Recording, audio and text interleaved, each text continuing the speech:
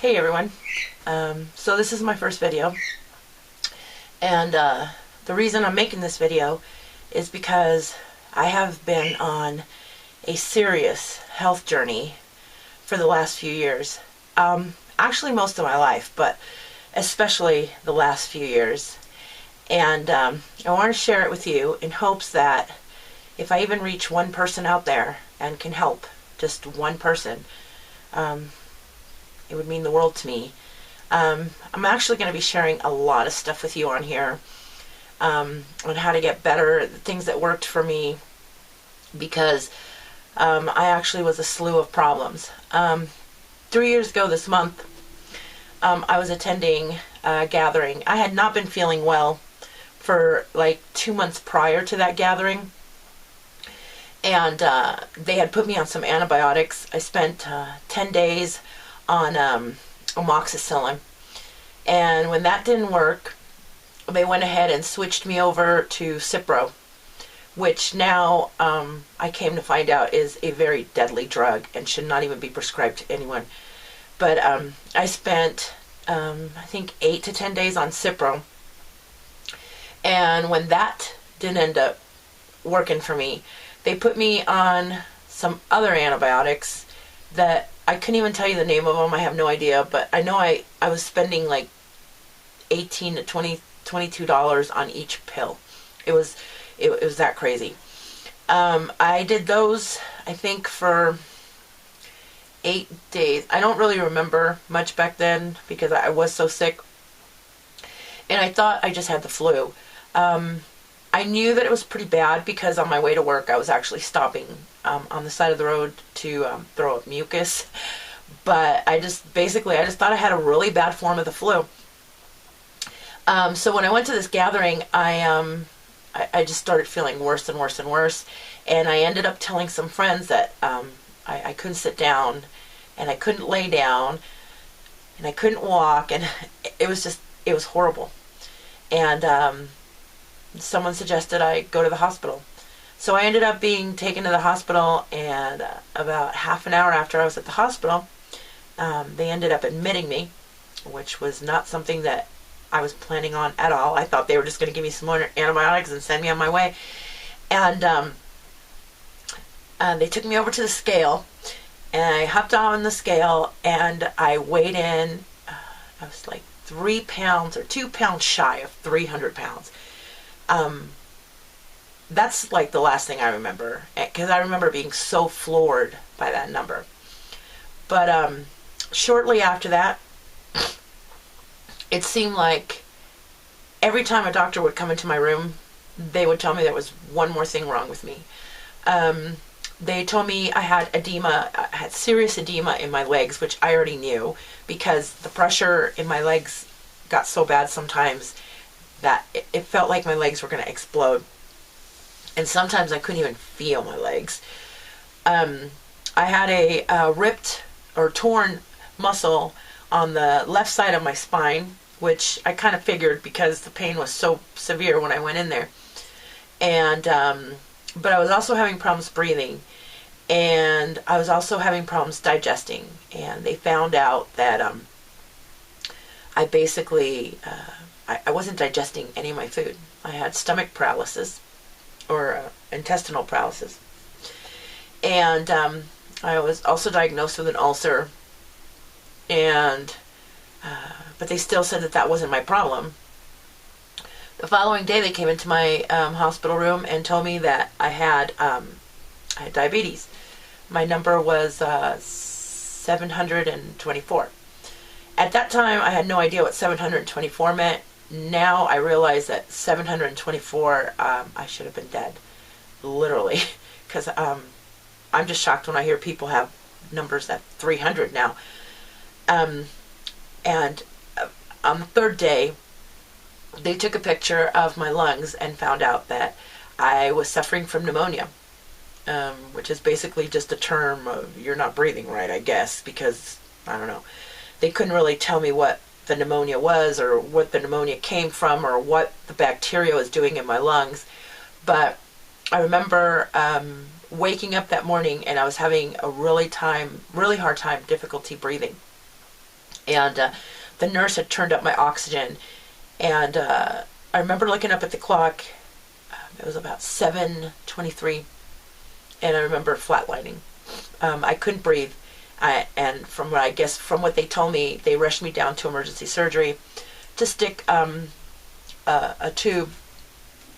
They performed a surgery where they made an incision underneath my breast and inserted tubes into my lungs to drain out all the fluid. I spent 3 days in intensive care, being watched around the clock while this fluid was drained from my lungs. And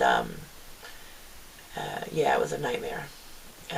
Anyway, it's now 3 years later, and the day that I went into emergency, I was a smoker. I had smoked for I think like 30 or 32 years. I was smoking almost 2 packs a day. I left the hospital a non-smoker. I haven't smoked since that day because I was told that if I ever decided I wanted to smoke again, I would probably lose my lung. So I took that pretty seriously. And I also had diabetes, so I had to take care of that.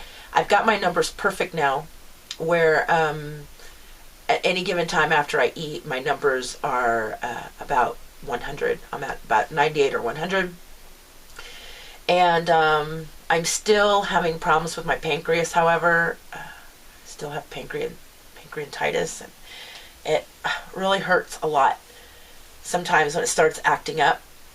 And I'm still having problems with my kidneys. I was having really bad problems with my kidneys, and they wanted me to go on kidney dialysis, and I refused. And yeah, I refused a lot of things. Anyway, that was 3 years ago today, and since then, like I said, I'm no longer a smoker. I've lost 101 pounds as of yesterday. My diabetes is completely under control, and in a couple of more months, I'm hoping to reverse it completely. And my ulcer is completely healed, and I can now digest my food.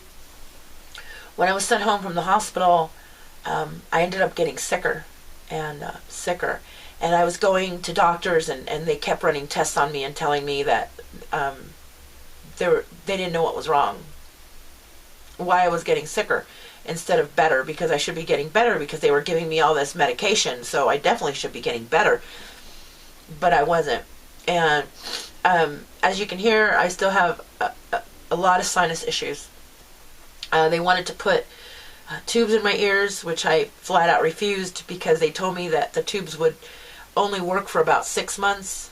My inside pressure and my outside pressure weren't balancing, and my sinuses were constantly congested, and I had so much pain, and my teeth were hurting, and I had lost all my hearing. I lost my hearing for about 2 weeks, where it felt like I was constantly underwater. It was one of the most, I think, annoying things I've ever had to go through in my life.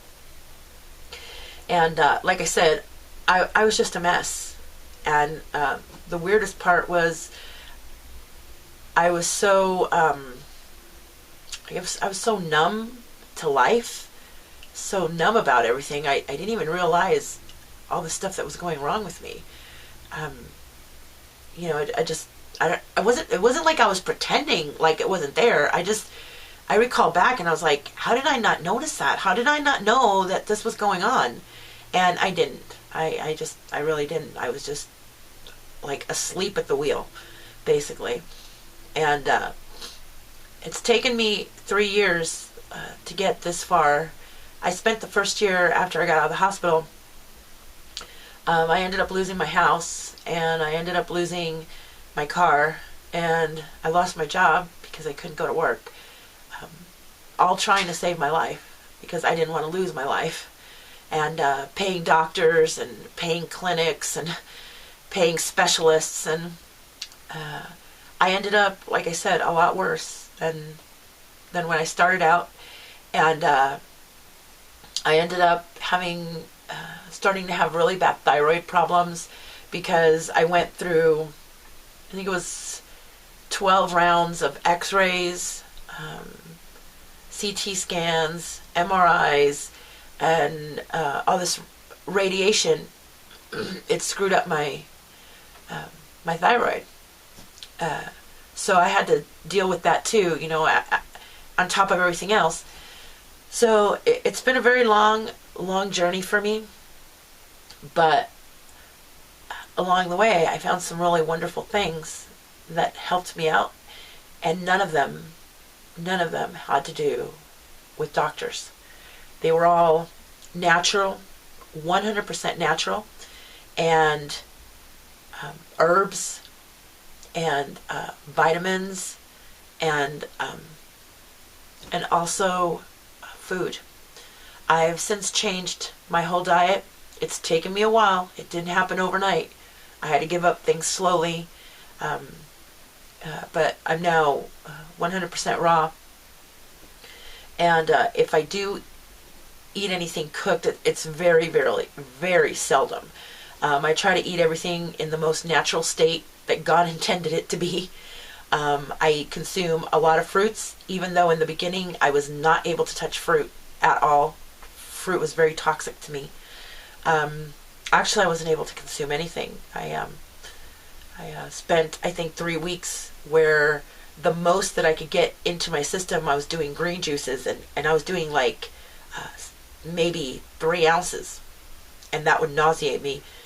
But I was able to keep it down till I eventually was able to get more green juices in, and now I don't spend one single day where I don't consume at least 2 24 or 64 ounces of green juices. I have to have them every day because they do make me feel better. I still have a long way to go. I have some issues with my sinuses that I still need to take care of. I have some issues with my left kidney still that is causing me a lot of pain. Like I said, my pancreas is still causing me a lot of pain. But at least I can get to the bathroom unassisted. And I can go outside now, where I used to spend every day in bed. This bed, actually, just laying here, waiting to die. And I knew I was dying. And every cell in my body was telling me that I was dying. And